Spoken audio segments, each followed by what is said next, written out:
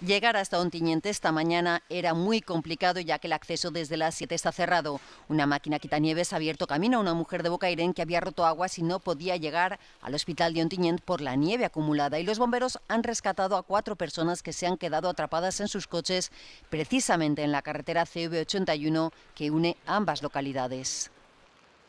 Aquí en Ontinyent, donde ha estado nevando desde las 4 a las 5 de la mañana, ahora llueve de manera copiosa. El puerto de Albaida está cerrado al tráfico para los vehículos pesados y es necesario el uso de cadenas. La carretera que une Bocairent y Ontinyent está cortada al tráfico. Los alumnos de esta localidad, más de 5.300 niños de infantil, primaria y secundaria, se han quedado hoy sin poder ir a clase. También las actividades en centros especiales como los centros de día se han suspendido. Nos hemos levantado esta mañana, estaba nevando y la niña no ha podido ir a la guardería.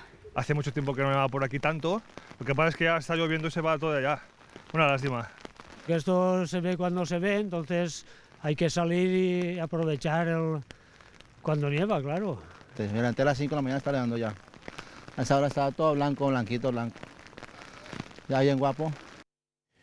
Amb l'arribada del fred hivernal, la demanda d'estufes i calefactors ha augmentat més del doble que a l'inici de 2016. A més de la pujada d'aquestes compres per escalfar les cases, també s'han disparat les vendes de la roba d'abric.